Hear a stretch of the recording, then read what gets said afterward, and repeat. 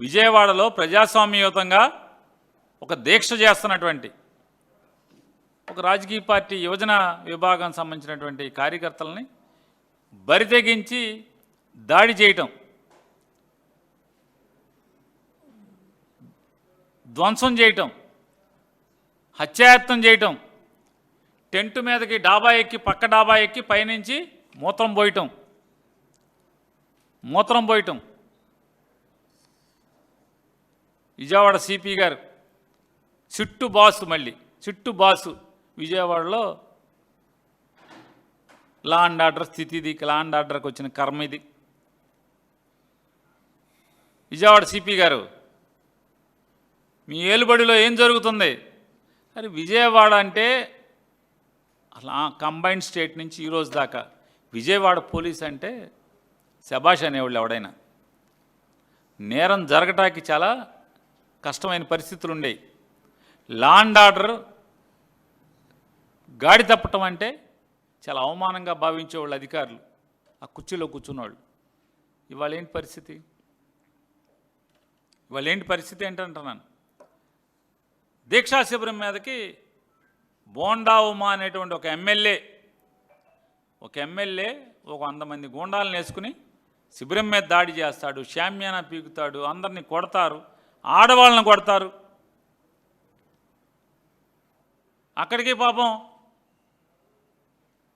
అనిత ఆవిడ ఎవరన్నారు, home minister గారు, ఆవిడ చెప్పిందిగా చాలా ఏదాని ఫోన్ ఊపితే పోలీసులు వస్తారని. దాంట్లో ఉన్న టెంట్లో వాళ్ళందరూ ప్రాణభయంతో ఫోన్ ఊపారు. పోలీసులు ఎవడో లేడు.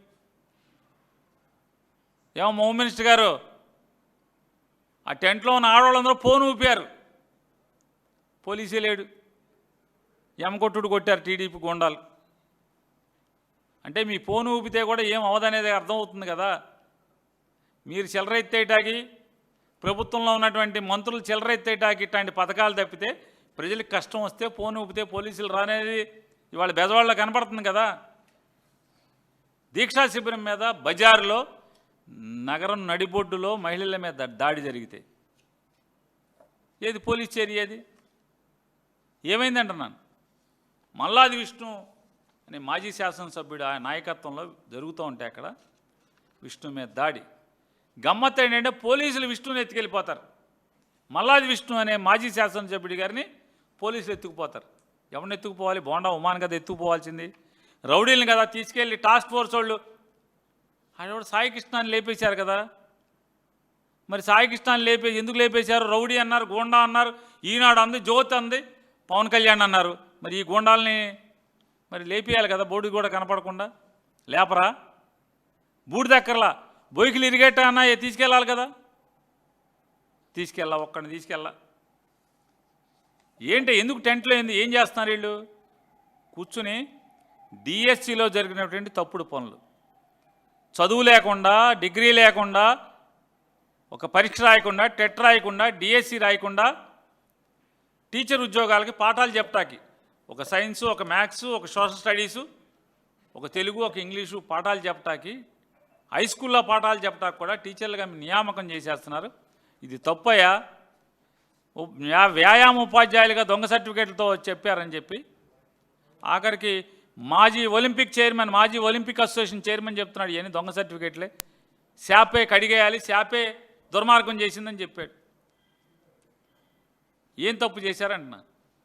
ప్రజాస్వామ్యంలో ప్రశ్నించడం తప్ప అంటున్నా? సిబిఐ ఎంక్వైరీ కోరటం తప్ప? ఈ రాష్ట్ర బాధ్యుడైనటువంటి విద్యాశాఖ మంత్రిని తీసేయమని చెప్పడం తప్ప అని అడుగుతున్నా. రాజీనామా చేయమంటాం తప్ప, బర్తరఫ్ చేయమంటాం తప్ప చంద్రబాబు నాయుడిని. అతను రాజీనామా చేయకపోతే బర్తరఫ్ చేయాలి కదా.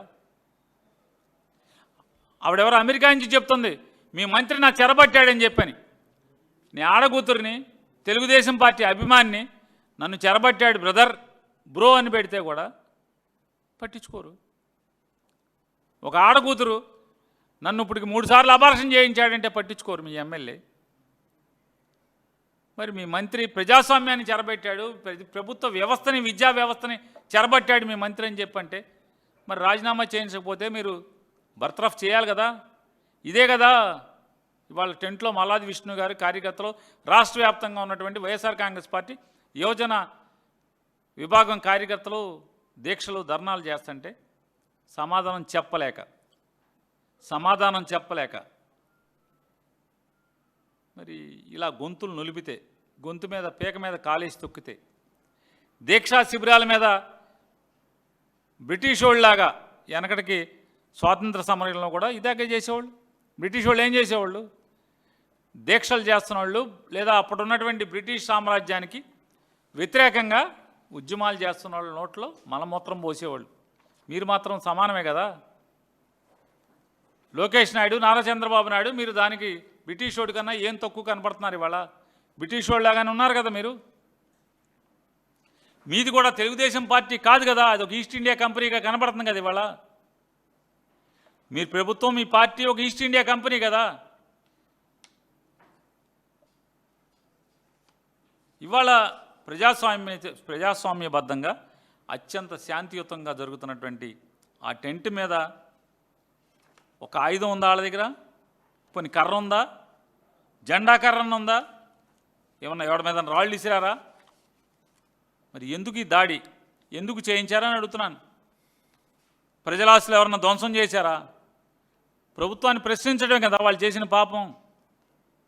నిరుద్యోగ యువతకు న్యాయం చేయాలి, ఉద్యోగాలు కల్పించాలి, డిఎస్సి మీద సిబిఐ దర్యాప్తు జరగాలి, లోకేష్ రాజీనామా చేయాలి లేదా చంద్రబాబు బర్తరఫ్ చేయాలి, ఫీజు రీయింబర్స్మెంట్ కట్టండి అయ్యా. పక్క రాష్ట్ర ముఖ్యమంత్రి చెప్తున్నాడు 10,000 కోట్లు బకాయి ఉంది ఈ ప్రభుత్వం, మా గురువుగారు ప్రభుత్వం అని చెప్తున్నాడు కదా. ఆ డబ్బులు కట్టండి. వసతే హాస్టల్ ఛార్జెస్ పే చేయండి, హాస్టల్ ఛార్జెస్ చెల్లించండి.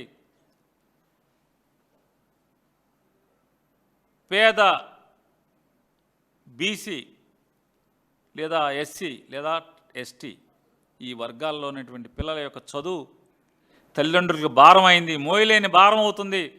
ప్రభుత్వం బాధ్యత తీసుకోవాలి అనేది ఇంగిత జ్ఞానం కూడా లేకుండా మీరు నయా పైసా చెల్లించకుండా సోకులు చేస్తారు. మ్యాట్లకి 350 కోట్లు ఖర్చు పెడతారు. యోగా మ్యాట్లకి ఎన్ని కోట్లు ఖర్చు పెడతారు. నిన్న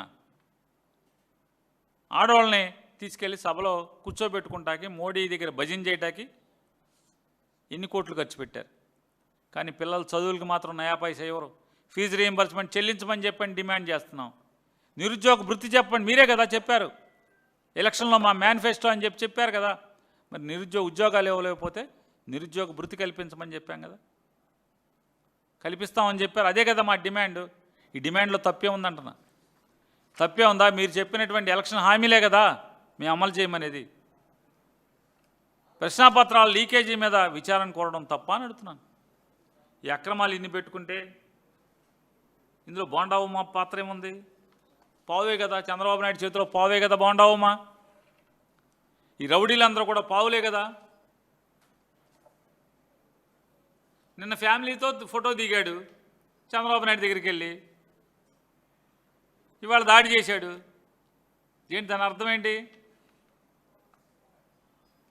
చంద్రబాబు నాయుడు గారు ఏం చెప్పుంటాడు? బాగుండావమ్మా నీ శీలం పోయింది, శీలాన్ని నిరూపించుకో. ఏం చేయాలి సార్ నిరూపించుకోవాలంటే? ఏదోటి చేసే, బజార్ని పడి వైసీపీ వాళ్ళని ఏదోటి చేసేయమని చెప్పుంటాడు, అంతే కదా. ఎందుకు బరి తెగించాడు బాగుండావమ్మా అని అడుగుతున్నా. మన చంద్రబాబు నాయుడు గారిని మొన్న మంత్రి రాకపోతే తెగదిచ్చాడు, కాపుల్ని ఏదో దేనికోలాగా వాడేసుకుంటున్నాడని చెప్పాడు. మళ్ళీ మొన్న ఏం చెప్పాడు? ముద్రగడ గారి విగ్రహం తయారు చేయించి దాన్ని ఎందుకు దాచేసాడు బోండావమ్మ? విజయవాడలో ముద్రగడ గారి విగ్రహాన్ని తయారు చేయించి దాన్ని ఎందుకు పెడతలేదు? వంగవీటి రంగా గారి విగ్రహం చేయించాడు, ఎందుకు పెడతలేదు? చంద్రబాబు పెట్టద్దన్నాడు. రంగా గారి విగ్రహం పెట్టద్దన్నావు, ముద్రగడ గారి విగ్రహం పెట్టద్దన్నావు. ఇదే కదా.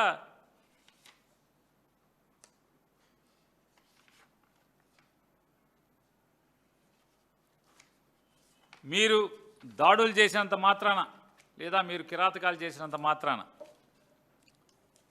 మీరు ప్రజాస్వామ్యాన్ని కుని చేసినంత మాత్రాన మేము గొంతు విప్పటం ఆగం, మిమ్మల్ని ప్రశ్నించటం వైఎస్ఆర్ కాంగ్రెస్ పార్టీ ఆగదు. మీరు పెట్టిన కష్టాలని ఎక్కడైతే ప్రజలకు కష్టాలు పెడతారో ఆ కష్టాల దగ్గర ప్రజల్ని పరామర్శించడంలో లేదా మిమ్మల్ని నిలదీయటంలో మీ చొక్కా పట్టుకు అడగటంలో జగన్మోహన్ రెడ్డి గారు వెనక్కి తగ్గడు, వైఎస్ఆర్ కాంగ్రెస్ పార్టీ వాళ్ళు వెనక్కి తగ్గరు. మీరు మూత్రం పోయిండి, మలం పోయిండి, సిగ్గు శరం విడిచి మీరేమన్నా చేయండి, మేము మాత్రం మా పోరాటం చేస్తూనే ఉంటాం. మీ పతనం ప్రజలు లెక్క పెడుతున్నారు, మీరు పతనం అవటం ఖాయం, రోజు రోజుకి మీ పతనం ఖాయం. మీరు రాజకీయంగా కుక్కచావు చావటం తెలుగుదేశం పార్టీ ఖాయం.